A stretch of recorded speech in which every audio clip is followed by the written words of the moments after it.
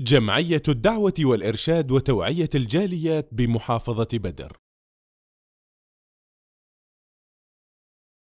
بسم الله الرحمن الرحيم. الحمد لله رب العالمين، وصلى الله على نبينا محمد وعلى آله وصحبه أجمعين. أعوذ بالله من الشيطان الرجيم. قل إن صلاتي ونسكي ومحياي ومماتي لله رب العالمين لا شريك له وبذلك أمرت وأنا أول المسلمين।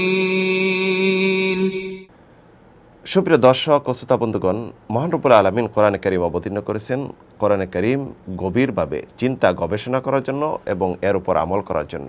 তাই তিনি ইরশাদ করেছেন, আফালা ইয়াতাদাব্বারুনাল কুরআন, তাদের কি হলো, তারা কোরআন নিয়ে চিন্তা গবেষণা করে না? আম আলা কুলুবিন আকফালুহা, নাকি তাদের অন্তরে তালা মেরে দেওয়া হয়েছে। কোরআন কারীমের সূরা আনআম থেকে তেলাওয়াত করেছি 162 এবং 63 নম্বর আয়াত। এর উপর আমরা গবেষণা করব এবং এতে মহান রব্বুল আলামিন কি বলেছেন এটা আমরা জানব। সূরাতুল আনআম মক্কা অবতীর্ণ হয়েছে। এই সূরাতে মহান রব্বুল আলামিন ইসলামের মূল ভিত্তি সম্পর্কে আলোচনা করেছেন এবং এর মূলনীতি, এর উপর দলিল পেশ করেছেন। পূর্বেকার জাহালিয়াতের যুগের শিরকি, বিদআতি এবং কুফরি এবং তাদের যে মুশরিকদের প্রথা ছিল এইগুলিকে বাতিল করেছেন এবং তাদের সংশয়ের নিরসন করে দিয়েছেন। সূরাতুল আনআমের 162 নম্বর আয়াত অবতীর্ণ হওয়ার কারণ হলো মুশরিকরা আল্লাহ রাব্বুল আলামিনকে ব্যতি রেখে মূর্তিদের ইবাদত এবং মূর্তিদের নামে জবাই করত। মহান রব্বুল আলামিন তাদের এই কর্মকে বাতিল করে দিয়েছেন। যাবতীয় ইবাদত একমাত্র আল্লাহর জন্য করতে হবে, এটাই তিনি নির্দেশ দিয়েছেন। তাই তার প্রিয় হাবিব সাল্লাল্লাহু আলাইহি সাল্লাতু ওয়াসসালামকে তিনি ইরশাদ করেছেন, কুল ইন্না সলাতি ওয়া নুসুকি, বলো নিশ্চয় আমার নামাজ এবং আমার কুরবানি। এখানে সলাত অর্থ রহমত, সলাত অর্থ দোয়া, সলাত অর্থ আসবে বিনয়ী এবং নিবেদিত হওয়া। উদ্দেশ্য এখানে সলাত, 5 ওয়াক্ত নামাজ এবং আরও যে নফল ইবাদত রয়েছে সব নামাজ এখানে উদ্দেশ্য করা হয়েছে। অনুসুকি যাবতীয় ইবাদত, কুরবানি এবং হজের যাবতীয় কর্মকাণ্ড কার্যাদি রয়েছে, সবকে সামিল করা হয়েছে।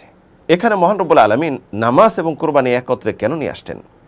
এর কারণ হলো নামাজ এবং কুরবানি এই দুটি কাজে শিরক বেশি হয়ে থাকে। পূর্বেকার মুশরিকদের সময় হয়েছিল, এখনও অহরহ এটি হয়ে যাচ্ছে। তাই এটি একমাত্র আল্লাহর জন্যই করতে হবে। পরবর্তী মাহইয়ায়া ওয়া মামাতি, আমার জীবন এবং আমার মরণ লিল্লাহি রব্বিল আলামিন, এই বিশ্বের পরিচালক প্রতিপালক যিনি মহান রব্বুল আলামিনের জন্য নিবেদিত, লা শারীকা লাহ, যার কোনো অংশীদার নেই। ওয়াবিযালিকা উমিরতু, আমি এর উপর আদিষ্ট হয়েছি, আমাকে নির্দেশ করা হয়েছে।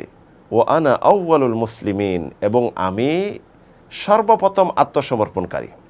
উল্লেখিত আয়াতের শেষে ওয়া আনা আউয়ালুল মুসলিমিন, আমি প্রথম আত্মসমর্পণকারী।